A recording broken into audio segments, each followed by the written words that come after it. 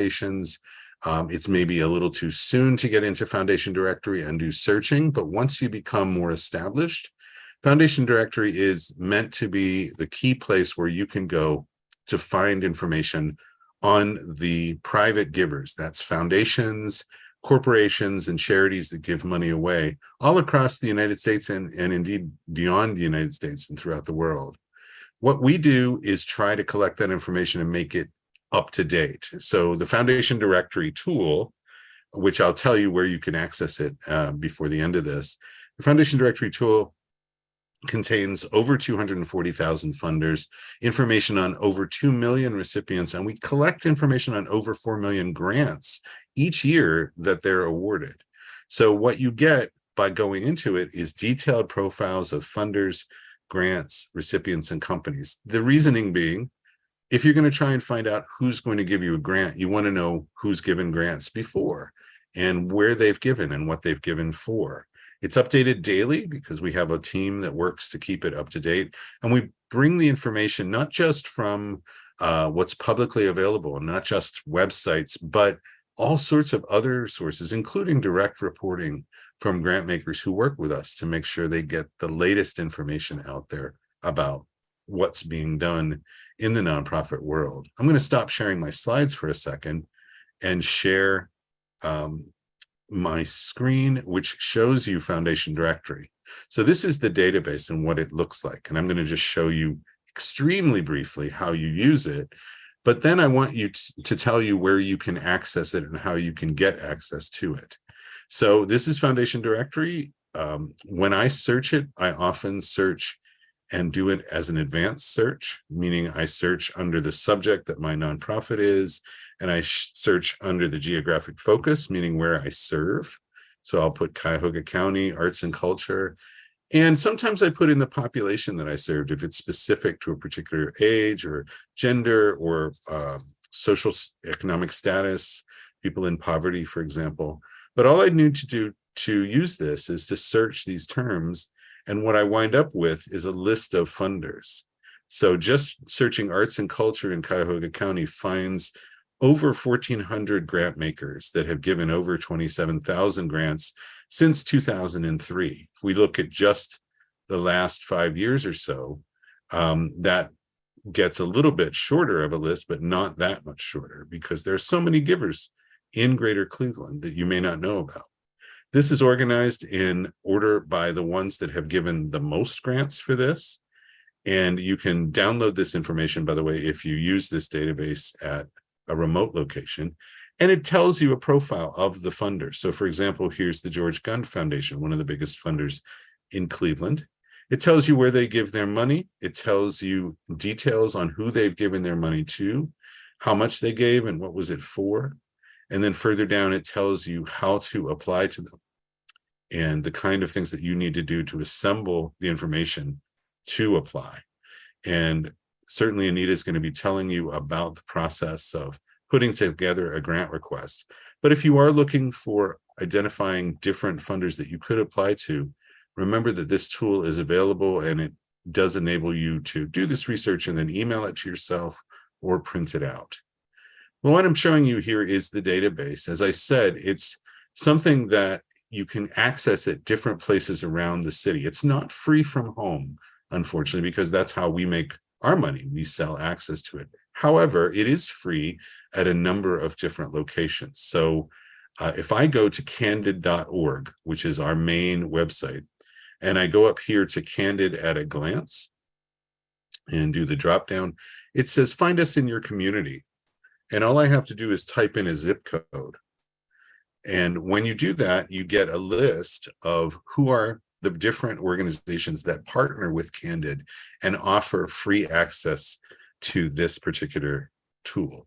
So Foundation Directory is the tool, and in order to get free access to it, you can visit any of these listings, and I'm just taking a little bit of time to come up here, but it's going to come up with a map and a listing of the closest locations to the 44126 area, zip code area.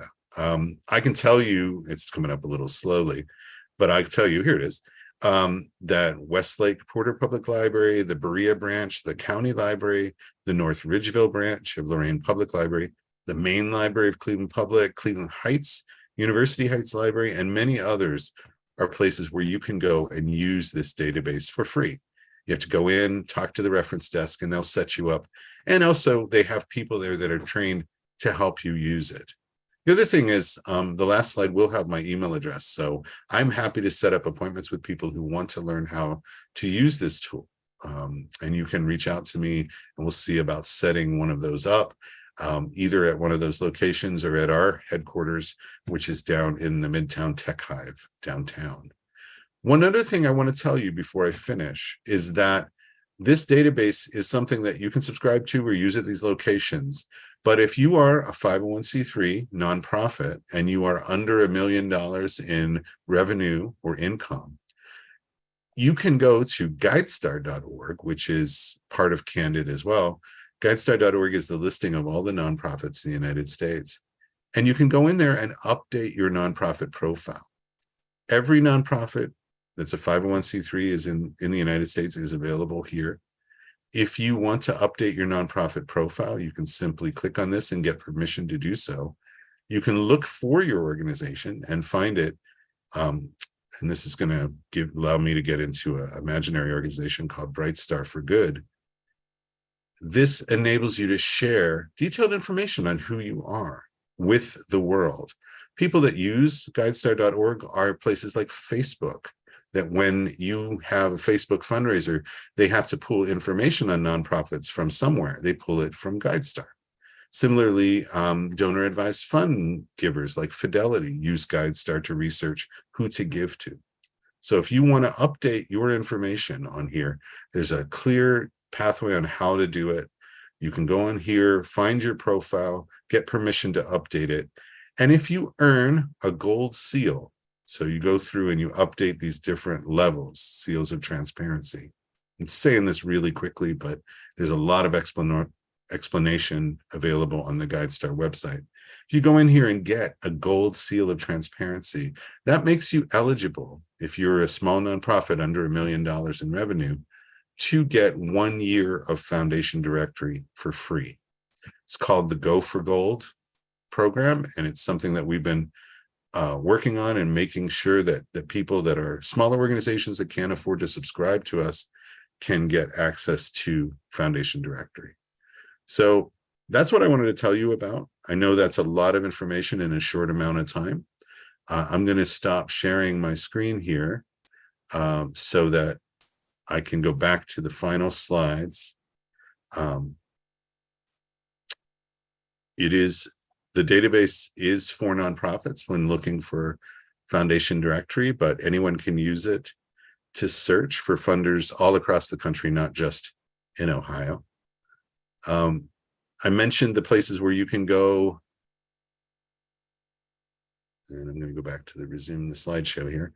Mention the places that you can go to access Foundation Directory. Remember that you can go to candid.org, find the Find Us, and put in your zip code and find out where nearby there's a funder. Or you can go to GuideStar, get a gold seal of transparency, and get free access to Foundation Directory as well. Happy to talk to you more about it offline. You can send me an email, and Anita will share this information with you so you have it. But that's my email there if you want to write it me. david.holmes@candid.org. I work in the Cleveland area and I work through the downtown. So I'm happy to set up a time to meet with you. All right. Thank you so much for giving me the time. Well, David, thank you so much for coming and showing us. I always learn something new, even I've listened to this a few times, but still new information. So I really appreciate it. And well, it's my pleasure. And thank you all so much for having me, and I'll see you again. Bye-bye. Okay. And now we'll get on to the grant writing, but I think for if you're searching for grants, that database is phenomenal, and it's well worth taking the time to find a place where you can access it for free. Or if you are a nonprofit, go ahead and fill out your profile so that you can get free access. That would be wonderful. So I'm going to give you a little commercial for SCORE again. Our mission is to foster vibrant small business communities. We do this through mentoring and education so that any small business owner has the opportunity to access resources that will help make you successful. So we're all volunteers. We all feel that we're not successful unless we help you be successful. We're the largest network of free volunteers for small business mentors in the nation. So we have a mentor for whatever your business is. And if we in the Cleveland chapter can't help you, we have access to those 10,000 other SCORE mentors across the United States that we can match you up with. So don't hesitate. If you have an unusual business, we'll find somebody who can help you. So we do mentoring, still mostly remote. We do webinars like this one, and one of our greatest assets is our website. And please go to the website when you have an opportunity, and I'll give you a shot of it. But there are so many resources there, tools and templates that will help you get started, links to recorded webinars, a list of all the upcoming free live webinars. So give it a view. Our work is supported both by the Small Business Administration and by any number of businesses in the Cleveland area who really want to support you as small business owners. Here's a snapshot of our website. If you go here, you can click on Find a Mentor, and that will open up a small form. If you give us clear information about what your business is, it will help us match you up with a mentor who's more suited to help you. You can, again, look at the list of upcoming webinars, or you can view recorded webinars. And then in the library, there are all kinds of tools and templates that will help you. So give a look when you have an opportunity. So what happened with my, oh, I clicked on the website. So let me try to close that out. And go back and start over with my, here we go.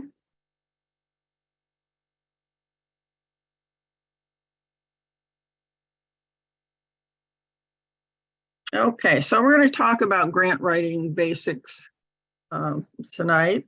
And by the end of the session, I hope you will have an opportunity to find out where to find grant opportunities.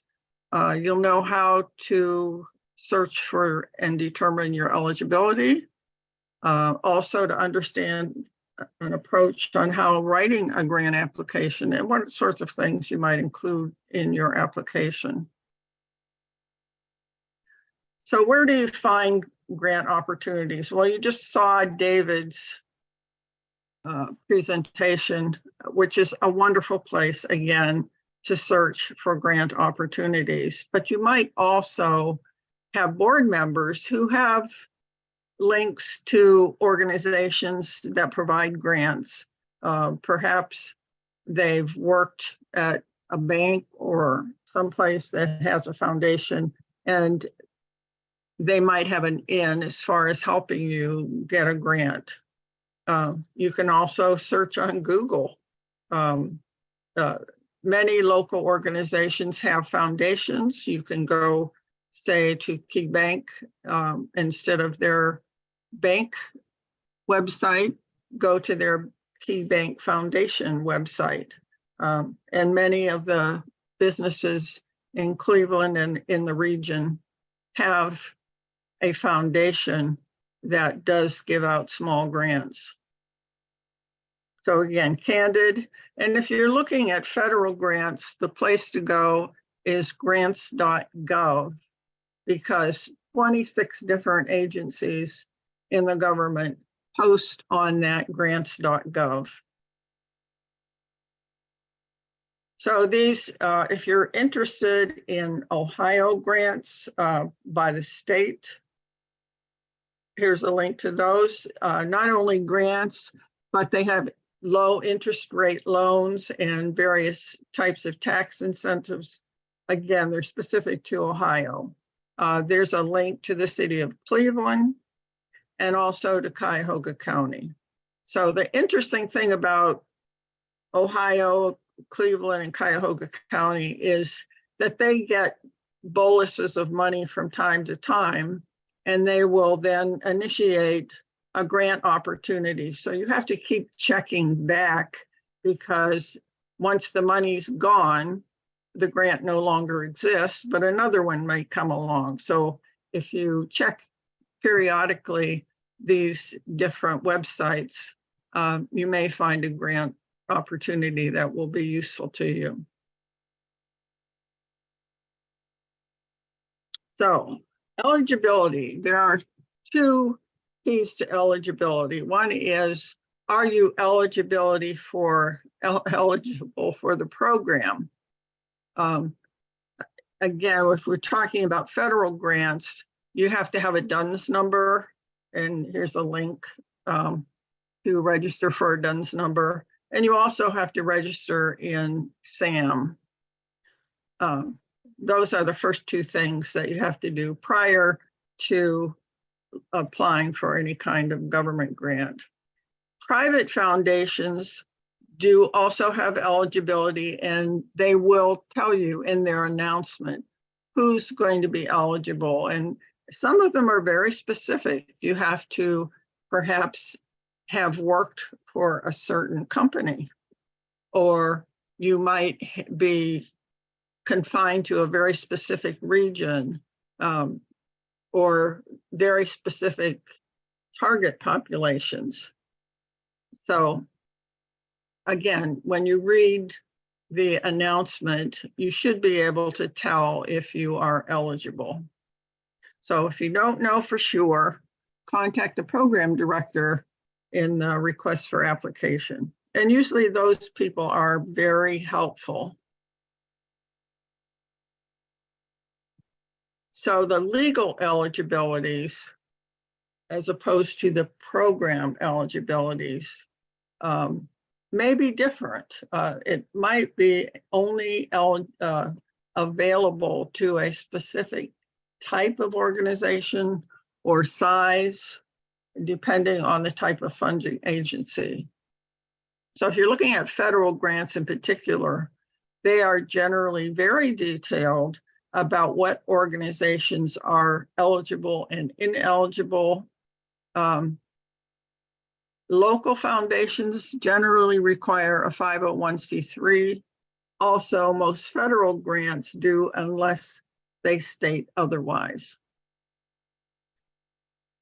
Keep in mind, if you're starting out, it's very hard to get a grant.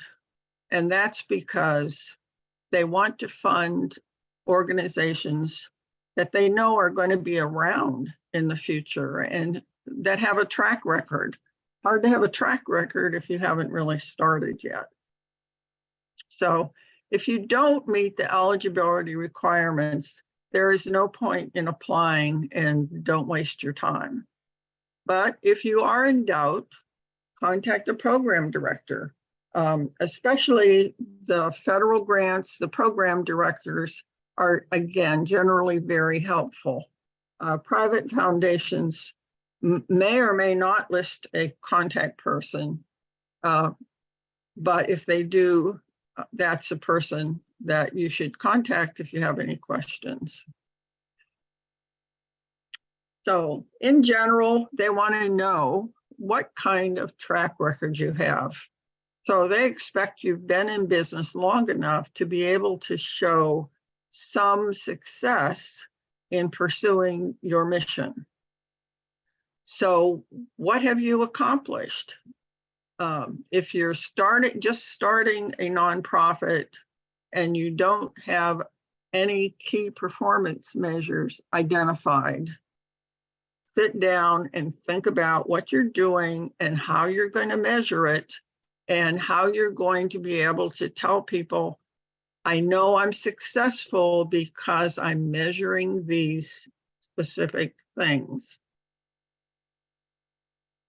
Also, you have to be very specific about how you're going to use the money. So don't think you can just ask for a pot of money. You have to have a very specific program, well-defined, and with a very clear budget. So have your business plan available. That's going to help you more than anything else. A grant application in many ways is like a business plan. So particularly a financial plan is essential. Now, SCORE members are more than happy to help you with your business plan and your financial plan. So you only want to apply for grants that support your strategic and business plan. So when you're looking for grants, don't think, well, that grant is different from what I was planning, but maybe I can do something like that so that I can get that grant. Don't try to change your mission just so you can get money. Don't change your target population. You know, if you have a good business plan and you have everything laid out, keep that solid. Look for funds that will support what you have in mind to do. Don't change what you want to do in order to get money.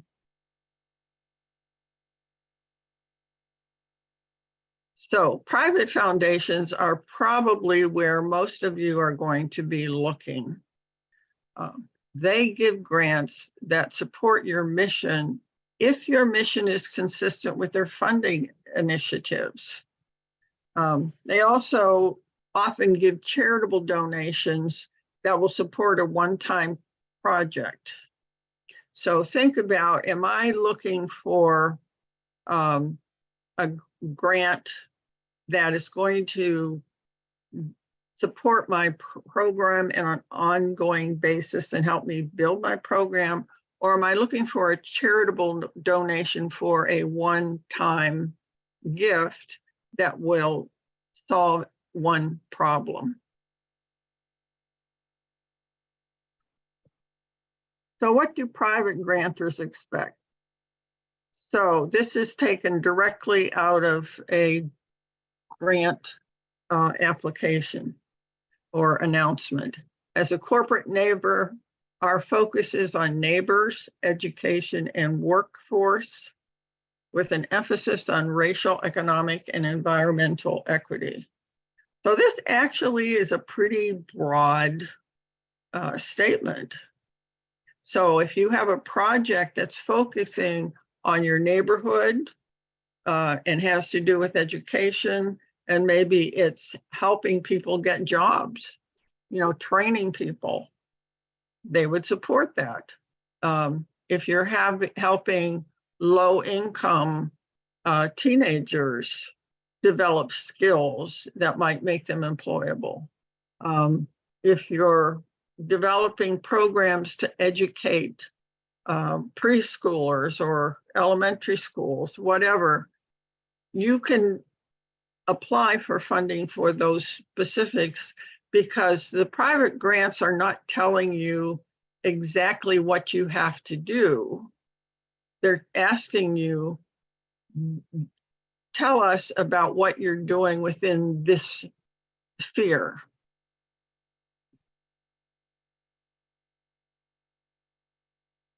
So most, again, only fund nonprofit organizations that have a 501c 3. So they have to be organizations that are formed in the US, usually in their region or their service area. So the contents of, again, these are private applications. They want your mission statement, a background summary, an operating budget. Sounds very much like a business plan to me. Any members of their organization on your board. They want the title of your project. How much money are you asking for? Within that, what type of support are you asking for? Operation, program, capital, and then a description of your project. So again, these are all online applications, but you can upload a description of your project. So you're not just limited to, although some of them do limit you to 250 words, the space that's available in the application, but many of them will allow you to upload a file and you can give more detail on what you're trying to do.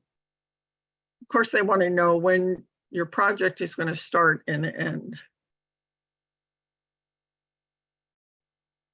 So the contents, they want to know, again, where are you going to provide the services? What are the anticipated number of individuals that you will serve? And try to be realistic, because if you say we're going to serve 100 people and you end up serving 10, then your chances of getting any funding in the future will be severely limited. So if you say you're going to serve 10 and you serve 20, that looks much better. They want to know, what is the impact of your program? How are you making a difference, again, for the community, the neighborhood, in education, workforce development? How are you making a difference? They want detail of your budgets, particularly how are you going to use the funds? They want to know what other organizations are providing funds to you. They don't want to be the sole source. They want to know that if their funding ends, that's not going to wipe out your organization, that you have other sources of funds that are going to support you and keep you going. So, and how much you're getting from others. So if you don't have other grants, you might say, we're applying for grants to these organizations for this amount of money, which makes them understand that you're not counting on them solely for supporting your organization. So again, here's where your business plan comes in handy, because if you've done a business plan, all of these questions will be easily answered. You can cut and paste from your business plan. So they want to know the primary geographic area served. And again, many of the private grants either limit to certain counties or metropolitan statistical areas or regions such as Northeast Ohio, Cuyahoga and Lake County. Are you providing services to a particular gender, male or female? Are you serving individuals with disabilities, etc.? So they want to know, what is it you're going to do and for whom? And they want to know the current health status of your organization. So is your organization solid?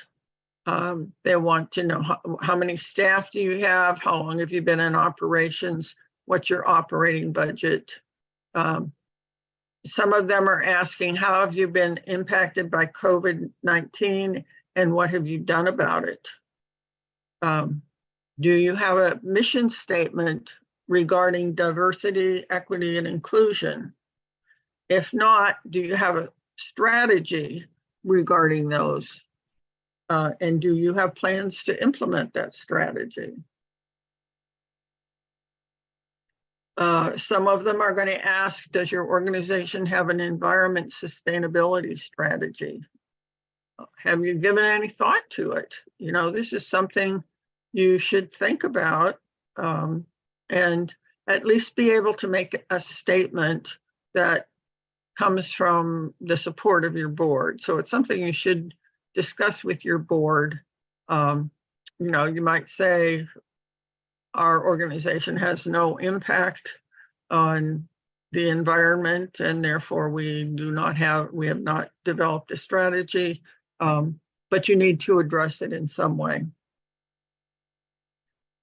Some of them want to know, what are you doing to impact positively climate change? Have you thought about that?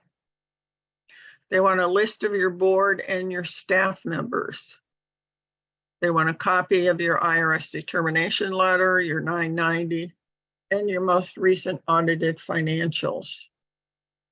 Now, if you've been in business for less than 3 years and you do have audited financials, you might find that it's possible to get a grant sooner than 3 years. But in general, most organizations are looking for 3 years of operations in order to provide funding.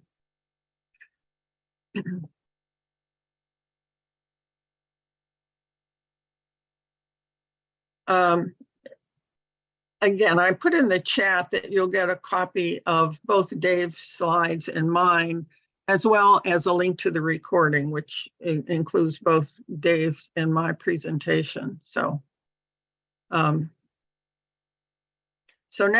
let's talk about government grants. And again, most of you, if you're just starting out, are probably going to go for private grants because those are much easier to get. But there may be instances where a government grant fits your mission. Now, one of the main differences between the government grant and the private foundations is, as I said, the private foundation doesn't say, here's what you have to do. They say, we want your program to be within this range and address these issues. Government grants, on the other hand, say, here's a program that we want to implement. And they give you very clear parameters on what that program should entail and what the accomplishments should be. So when you read a grant application from the government, read it pretty carefully, because you want to know if you're really eligible. They describe the program. You need to think about, is this a program that we can accomplish? Do we have the staff, the resources, etc., that we need in order to accomplish that program? Is it worth your effort? If you look at it and you say, well, you know, I have a very small staff, and if I do this project, it's going to take all of those people away from the work that they're currently doing. On the other hand, if this is a project that really fits within your mission, you can put additional people in that budget to help you accomplish the effort. So part of your budget is going to be the staff, the program staff, to carry out that program. Do you have the fiscal infrastructure to meeting the financial reporting requirements? Now, again, in SAM, in general, you have to draw down the money. If it's approved, you have to submit invoices and draw down the money electronically. Are you capable of doing that? And they want very detailed financial information on how you've spent the money. They want to know that you spent it exactly the way you portrayed it in your budget proposal. So if you're going to make any significant changes, you need to let the grant officers responsible for monitoring your grant know that you're reallocating budget because of something that has come up. So they're much more detailed and involved in what you're doing than the private grants. So government grants are difficult. They're very competitive. It's unusual to get approval with the first application. It's better to start with local or regional private foundations that give you more latitude and again are not so constrained as to how you use your money.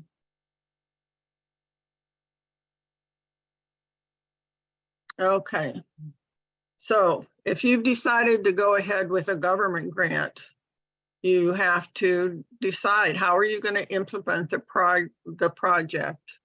And again, very, very important. How are you going to measure the quality of your work? How are you going to measure the output? What goals of the funding agency do the project fulfill? Can you meet the application for submission of the, meet the deadline for submission of the application? And if you go to the grants.gov, you'll find some of the announcements give you quite a bit of time, several months anyway. Others might be shorter. But the interesting thing is it takes a long time to get the money once you've submitted the application. So in the application, they might tell you that a letter of intent is required. And the reason they do that is they want to know how many applications they're going to get because they do peer review on the applications. And that means they have to go out and recruit reviewers from people who do work similar to you. And that takes them some time. So they want to know how many applications are they going to get so they know how many reviewers they have to recruit. Now, there are some organizations, including private organizations, that want you to submit an LOI, and then they will decide whether you can submit an application. So in the letter of intent, you want to say, we are going to apply for this specific grant. We are asking for X number of dollars to support and some relatively broad but comprehensive description of what your program is and what you're going to do. So what goes into the application? Again, if you have a business plan, a lot of times you can just cut and paste from the business plan into the grant application. Things like the description of your organization, what are your past performance statistics, your job descriptions, your financial data. All of those things are going to be in your business plan. So if you have a SCORE mentor, they're happy to help you with that information. So they want to know, what are your goals and objectives? Are they aligned with the agency objectives? What are you going to do to satisfy the need? How are you going to carry it out? What's the impact? And how are you evaluating what you're doing? Again, how are you measuring your success? What resources do you have available to support the application? they don't want to give you everything you need to start from scratch. They're going to assume that you have a certain level of support for the project. And then they want a budget. So my approach has always been, I take the grant announcement, identify what are the objectives of the granting agency, and try to determine how are my objectives relate to their objectives. And I usually try to make my objectives as close to the objectives of the grant announcement as possible.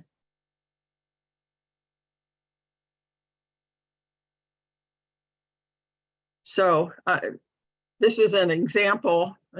Actually, it's an old grant that we applied for years ago, but the idea and the announcement was to support access of low income or disadvantaged women to high quality screening for breast, cervical, and ovarian cancer.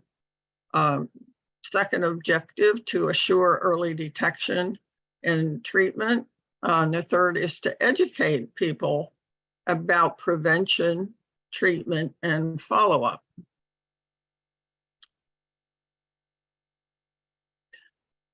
So again, aligning objectives is really critical. As I said, the private grantors generally have objectives that support specific things in the community: low income demographics, economic development, educational opportunities. So you want to see that you fit into one of those objectives. But your purpose or your specific aims, they might call, if it's a federal grant, they call them usually specific aims. Local ones usually say your purpose or objectives. But this actually details what you're going to do to respond to the objectives of the grant. So again, try to relate your objectives to those that are in the grant. So again, if you go back, their objective was to improve access to screening for breast, cervical, and ovarian cancer. I'm saying my objective is to improve access to excellent screening for breast, cervical, and ovarian cancer by establishing a mobile screening van that will visit areas where low income or disadvantaged women reside. So I'm taking that into the community.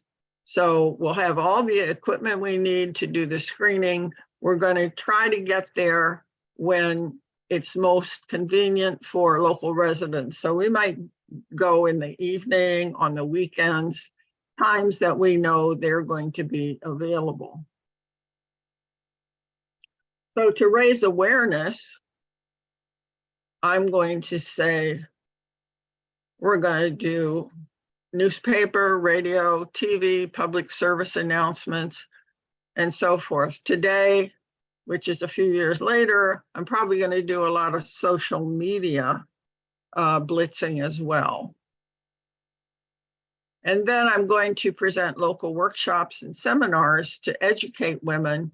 And I'll probably do them as webinars.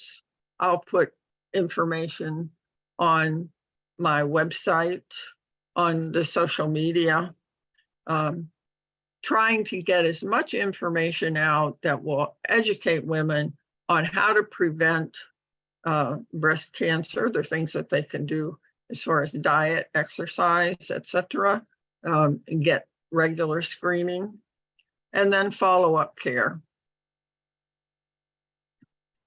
So if we applied to the federal government with that grant application and they turned us down, we could use the same application to qualify for a local or regional grant. So don't think that all is lost if you apply for a grant and it doesn't come through. There are other granting agencies that will honor the same application. So you can apply to as many places as you want or as you're able to.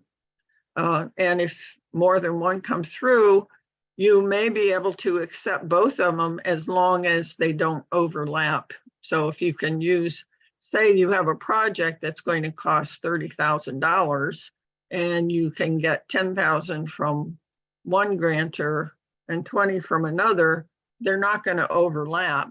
So you could use them both.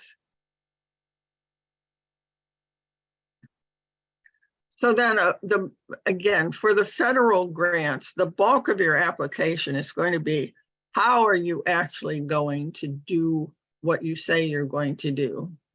So what are the specific tasks? Who's going to be involved? Demonstrate that you really understand the work involved and that you've done something similar and you've been successful at it. When I used to do grant reviews for the NIH, one of the things that became obvious with some applications is that the applicant really did not understand how much work had to be done to carry out that project.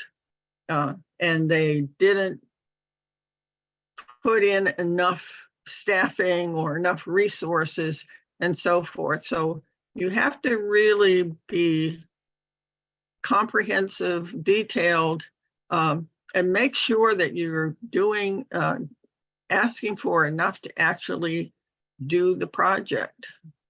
Don't sell yourself short. So private applications generally do require much less detail than the government grants. But understanding the implementation details are just as important. Again, how are you going to do it? It's not just enough to say, I'm going to do this. You've got to think through, how is it going to work? How am I going to actually do it? Do I have to take people from what they're doing now to do that job? If so, can I hire in somebody to fill their spot? And what about training? So there's a lot of effort involved in applying for a grant. Okay, so outline for either the private or the government application should be pretty much the same, but the detail will be dictated by the grantor. And again, in general, the private ones require less. So if I talk about how am I going to do the project for this project for screening, etc., I have to think about what equipment and material would I use? Do I have those or do they need to be developed? If so, who's going to do it? These things don't just appear out of thin air. Somebody has to sit down and develop these materials.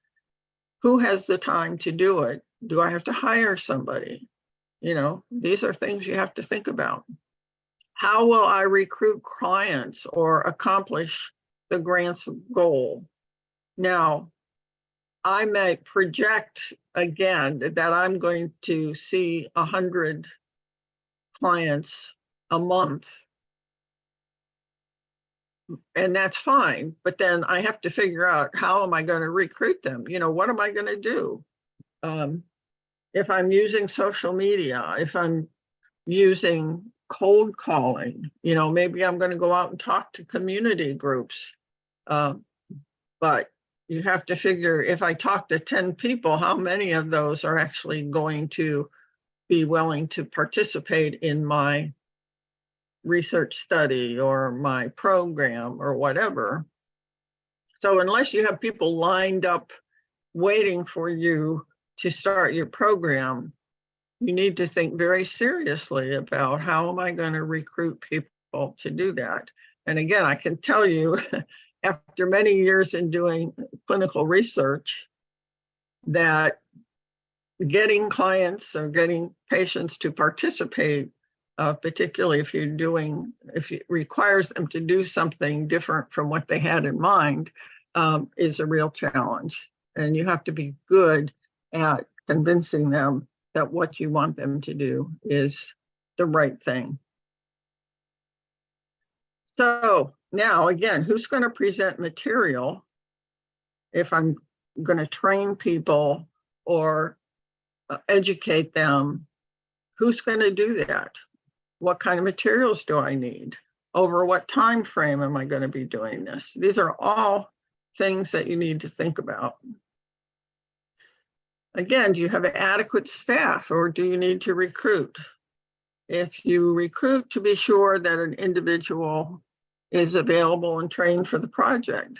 So my approach would be, if I had a fairly good idea that we're going to get a grant, I would interview people before we found out if we were going to be funded or not, and say, if we are funded, I will hire you the minute we get the notice that we receive funding. So I would have them ready, but understood that I needed to get the money before I could hire them. So then where are you going to do the training? What do you have, space and equipment? Is there going to be a cost? So all of these details need to be thought through. So when you build your budget, you have enough money to support all of these things that you're going to have to do. And then when is the project going to be complete? If you have an ongoing project, is it going to be done within the time frame of the award? In general, most granting organizations will fund you for 1 year for sure, and funding for subsequent years, if they say initially, like the government says, it's up to 5 years, they will guarantee you the first year, but based on your project report, your progress report, they might withdraw if they don't feel that you're making adequate progress. So you need to really be geared up front to be ready to get going when you hear about the funding. So again, budgeting is the most critical piece of the project.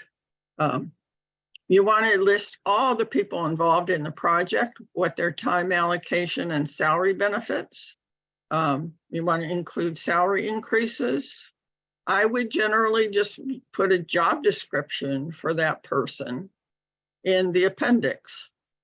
They don't limit the space usually for the appendix, where they do limit the page numbers or the space that you have to describe your project or justify your budget, but you can put job descriptions in the appendix.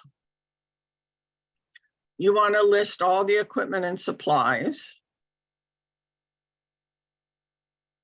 And then if you have to rent additional space, that should go in. Are you going to have to travel? If so, if I'm going to take a van out, I'm going to use mileage. I probably won't do hotels and meals, but there are projects where you might have to. If you're traveling distances to visit clients, you might need hotel or meals. And again, when I was working in clinical research and we applied for grants, we had to go to the National Cancer Institute periodically to meet. So we would put the hotel and the mileage or airfare in the budget to cover it. Otherwise, we'd end up paying for it ourselves. And in general, you have to provide a justification. Again, the more information you can give, the easier it will be for the people who are reviewing the grants to understand what you're trying to do, and it makes it easier for them to approve it. So you would list, again, the people, their salaries, benefits, if they're working at 12 months, 9 months, what part, and how much their total salary would be. And then in the budget justification, you might say, you know, John will be the project leader. He does all of these things. And Ms. Smith is responsible for managing the van screening process. And then you can put job descriptions again in the appendix. So then the question comes up, should I hire a grant writer?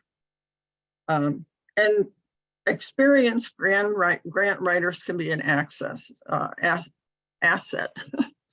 They know how to write the application, but they might not know enough about your organization. And that's the critical piece. Also, they might be expensive and the cost will not be covered by the grant. So even if you hire a grant writer, keep in mind you're responsible for the project. So if your grant writer tends to be a little bit creative and put things in there that you're not able to carry out, you're going to be in trouble. So you have to be able to carry out everything that's promised in the proposal. In-house proposals often can be successful, and especially if you're applying for local grants, you're much better off to try to do them yourself using your business plan, because they don't generally give huge amounts of money. You don't want to spend money on a grant writer if you don't have to. Okay, how do we look for companies that offer grants other than the government organization? Again, that's what David's database, the Candid database that he described, that's where you should go to look at what's available. So anyway, so your staff usually knows more about what you are capable of doing and not capable of doing. So you can call on them to write parts of the application, or again, work with the SCORE mentor to build your business plan that you can then use to fill in your grant application. Then know who's going to be evaluating your application. The NIH and other agencies of the federal government publish who's on the review committee. So you can go and look and find out exactly who's doing it, where what their background is, where they're from. Probably not wise to try to contact them, but maybe wise to find out what their specialty is so that maybe you can be a little clearer, make it easier for them to review the application. Foundations sometimes have a review committee and sometimes they don't. It's hard to tell. Check their website if they do provide those names. Sometimes you're not really sure who gives you the money if you're in a private foundation.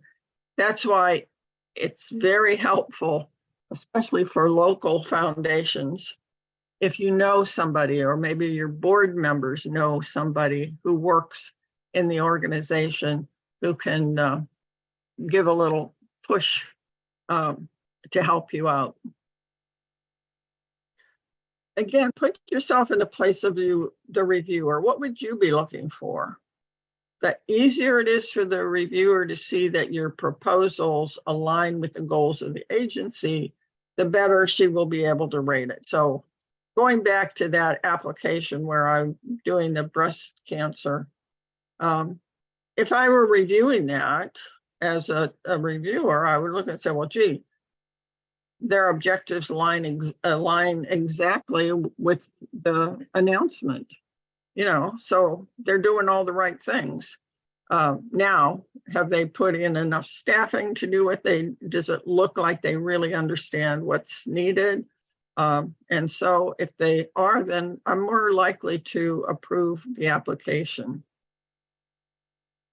I will point out that when it comes to budgeting, don't think because you have the lowest budget request, you have the highest chance of getting a grant. Because the reviewers don't look at the budget to say they look at the budget to see if it's realistic for the work that's being done. So it's not, they're not trying to make it as low as possible. They're trying just to be realistic. So to be successful, don't propose objectives that you can't do. If you can't do them during the grant period, don't include them. Be organized. If you're very logical about the description of your project, again, it makes it easier for the reviewer. You want to be clear. Don't use a lot of jargon. Those 3-letter acronyms mean different things for different disciplines. So if you use one, spell it out the first time you use it so people know what it is. Help the reviewer as much as possible to understand what you're trying to accomplish. So edit your grant application, but ask for help. Have other people review it. Does it make sense to them?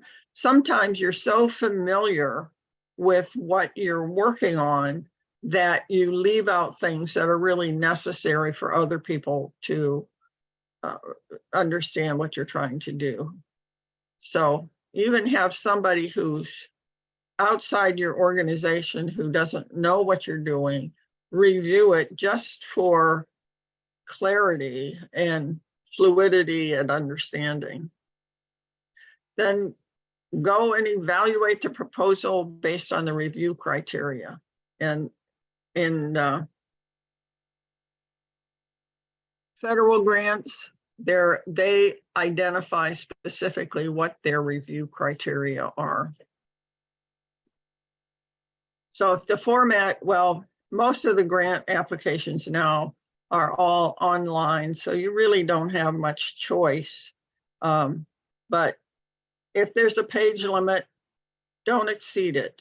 And they will generally cut it off when you reach the word limit. So if you have to submit things, the determination letter, etc., make sure that you do. Also make sure that you beat the deadline. If you go past the deadline, that's the easiest way for the granting organization to, they don't even look at it. They'll just say you didn't meet the deadline, sorry, we'll put that in the rejected pile. So don't think you have leeway, you don't. So again, if you have questions, contact the program director. Again, they usually want to help you. Again, be accurate, don't use jargon.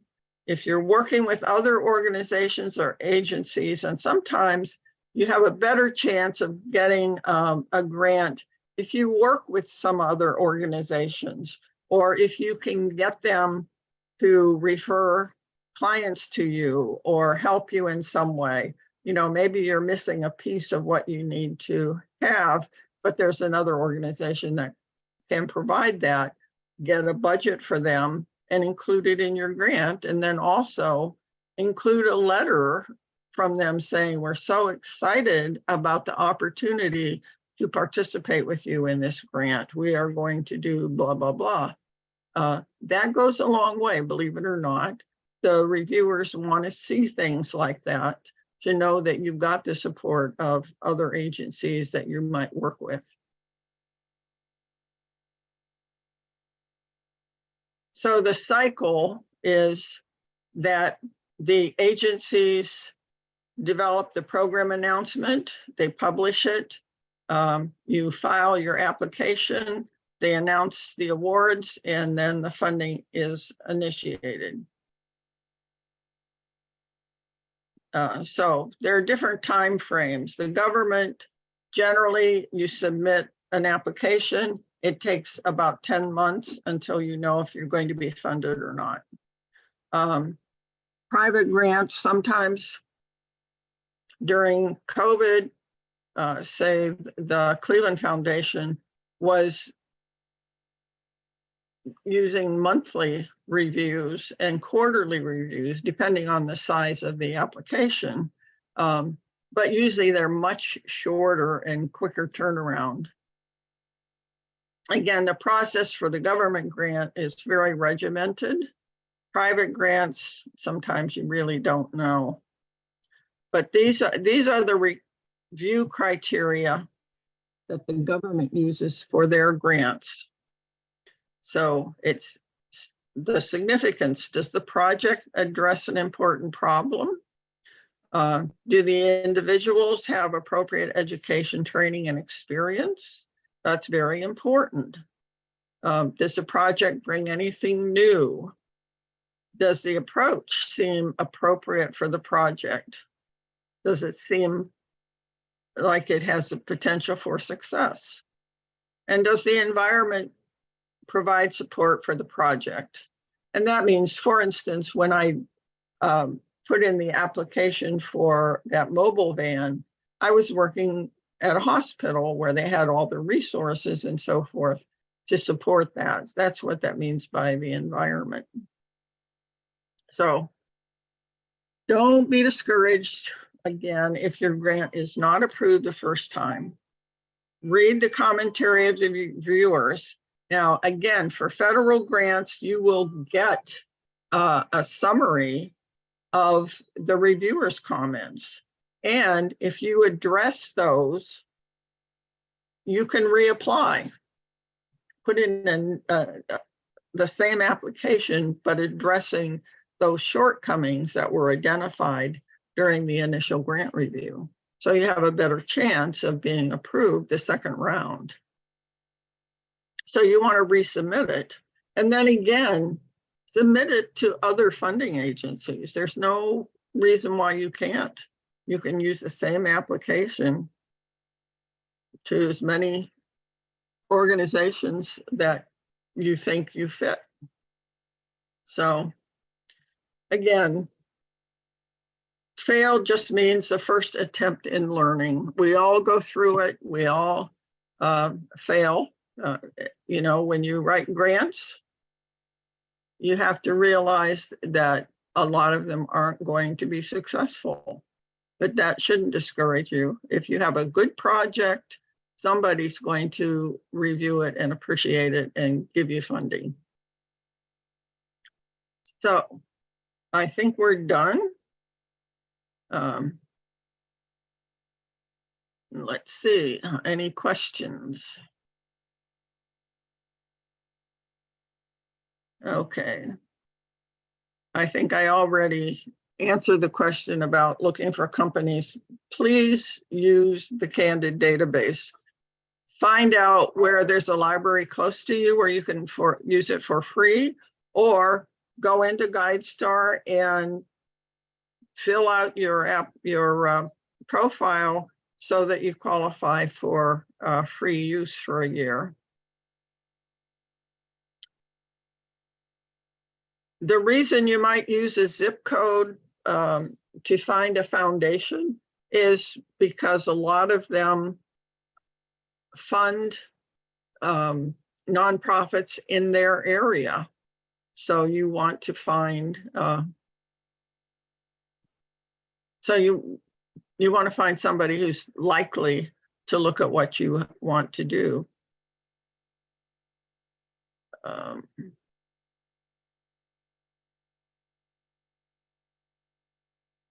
Grants for crime under the government, are they in a certain category? That I don't know. I think you'd have to look at, go to grants.gov if you're looking, or to the Ohio website, Cleveland City website, or Cuyahoga County. And I have put all of those in the slides, and you will be getting a copy of the slides. And those are all live links, so they will take you directly to the website. for that organization. So thank you all for attending. I'm sorry I ran so long, but I hope you found it useful. If you have questions, feel free to contact me. I do encourage you again to work with a SCORE mentor. Let's see if we are anywhere. Let's see.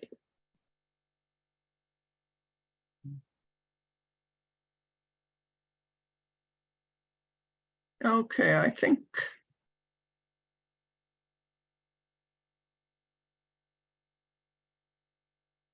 I have a hard time to answer when they ask how my company supports a community. What they are looking for is what impact, what's the population that you're working with? I mean, you're working with people in your community. If you're a nonprofit, probably something you're doing is helping people in the community. That's what they want to know. What's the impact in the community? Are you providing services to somebody that in your community? I don't know what you're doing, but in general, a nonprofit is going to be providing some sort of services to people in the community. That's what they're looking for. So, okay, I think that's it. And again, thank you very much for coming and spending an hour, more than an hour. And I hope that it's been useful to you. And I also hope that you will enjoy the rest of your evening and look forward to seeing you again.